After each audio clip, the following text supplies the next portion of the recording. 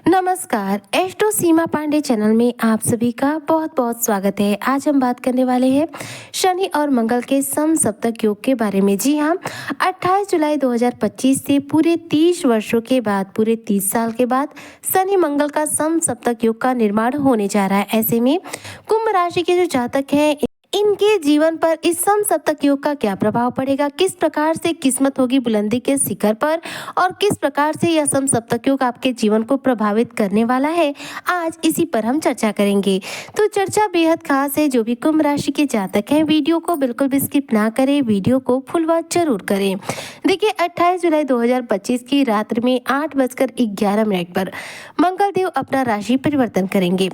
मंगल का यह राशि परिवर्तन अपने आप में बेहद महत्वपूर्ण है, क्योंकि मंगल अब तक देखा जाए तो अंगारक योग का और साथ में षडाष्टक योग का निर्माण कर रहे थे, लेकिन अब षडाष्टक योग और अंगारक योग से पूर्ण रूप से मुक्ति मिल जाएगी, क्योंकि मंगल जो है अपना स्थान परिवर्तन कर लेंगे और सिंह राशि से निकल करके आपके अष्टम भाव यानी कि कन्या राशि में गोचर करेंगे। अब तक मंगल की जो स्थिति थी आपके सप्तम भाव में थी, सिंह राशि में, लेकिन अब मंगल आपके अष्टम भाव में गोचर करेंगे।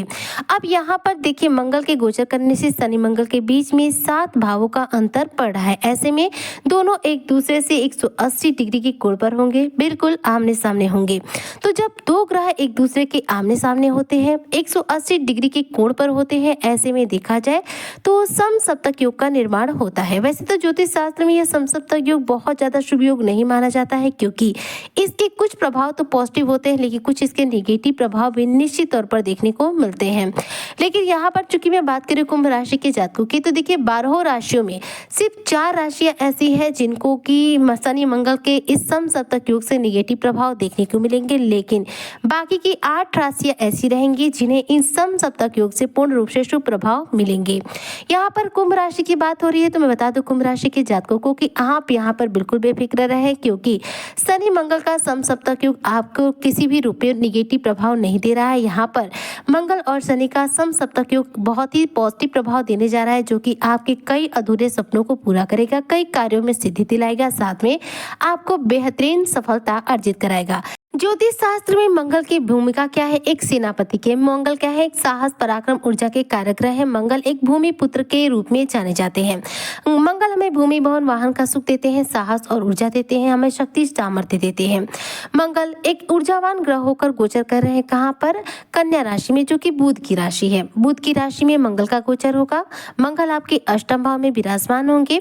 अब यहाँ से मंगल अपनी दृष्टियां डालेंगे, क्योंकि मंगल के पास देखा जाए तो ज्योतिष शास्त्र में 3 दृष्टियां जो है इन्हें प्राप्त है, और इन 3 दृष्टियों से मंगल देव कहाँ देख रहे हैं, तो मंगल आपके द्वितीय भाव पर दृष्टि डालेंगे, मंगल आपके पंचम भाव पर दृष्टि डालेंगे, वहीं पर मंगल आपके छठे भाव पर दृष्टि डालेंगे।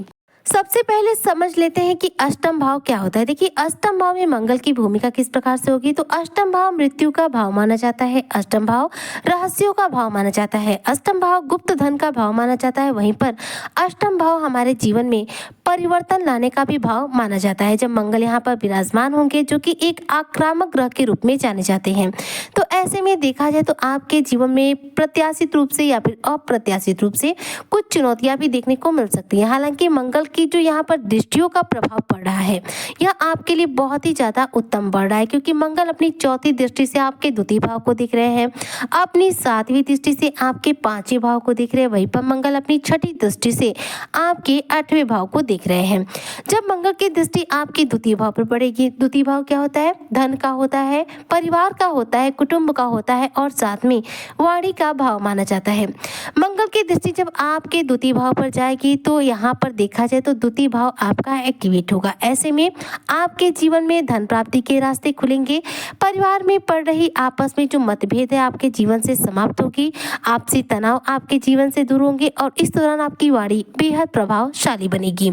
लेकिन शनिदेव मंगल के एकदम सीधे सामने रहेंगे, इसलिए शनि का भी प्रभाव आपके द्वितीय भाव पर पड़ेगा। ऐसे में देखा जाए तो कहीं ना कहीं आपके अपनी वाणी को यहाँ पर पूर्ण रूप से अपने संयम में रखना होगा। वाणी अगर आपकी खराब होती है तो इस दौरान मतभेद की भी स्थितियां बढ़ सकती है, इसलिए अपनी वाणी पर संयम रखना आपके लिए बहुत जरूरी होगा।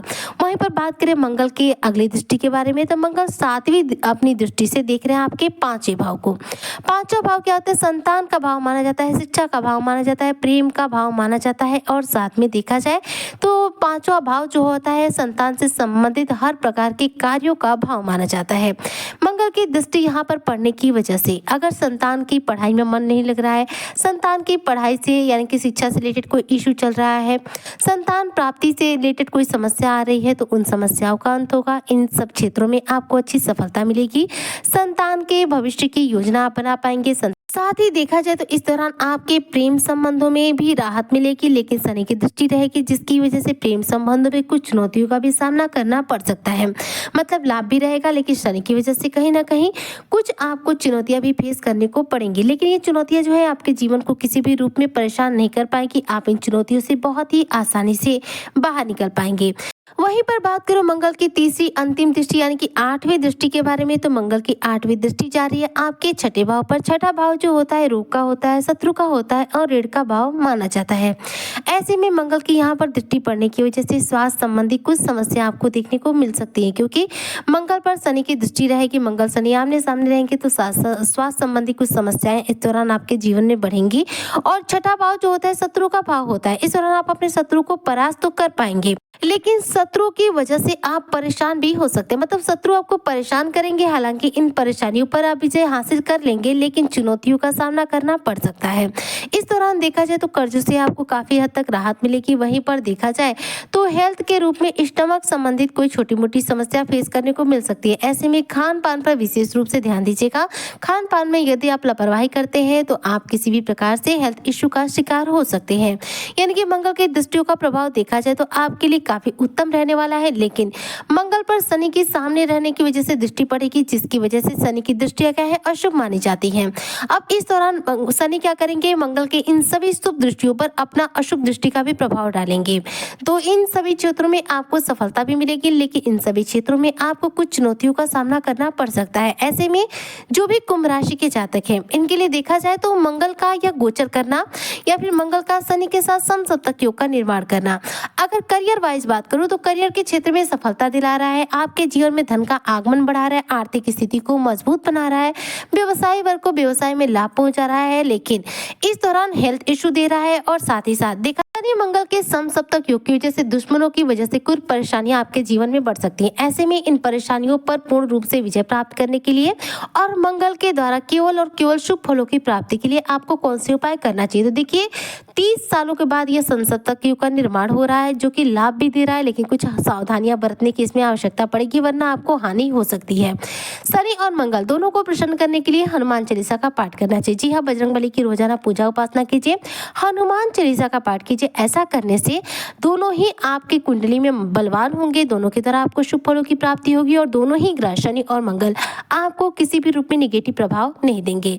तो ये हनुमान चालीसा का पाठ करना, बजरंगबली की पूजा उपासना करना या फिर मंगलवार के दिन हनुमान मंदिर में जाकर हनुमान जी का दर्शन करना, हनुमान जी को लड्डू का भोग लगाना, ये उपाय यदि आप करते हैं तो निश्चित तौर पर शनि मंगल के इन सब सप्तक योग का आप पूर्ण रूप से लाभ प्रभाव अपने जीवन में अर्जित करेंगे। यहाँ पर आपको कोई निगेटिव प्रभाव देखने को नहीं मिलेगा। तो उम्मीद करती हूँ कि जो भी कुंभ राशि के जातक हैं शनि मंगल के इस समसप्तक योग से अपने जीवन में बेहतरीन सफलता अर्जित करेंगे, किस्मत होगी इनकी बुलंदी के शिखर पर। इसी कामना के साथ मैं आज की वीडियो को यहीं पर करती हूँ समाप्त। मिलती हूँ नेक्स्ट वीडियो में, तब तक के लिए मुझे दीजिए इजाजत। जय शनिदेव।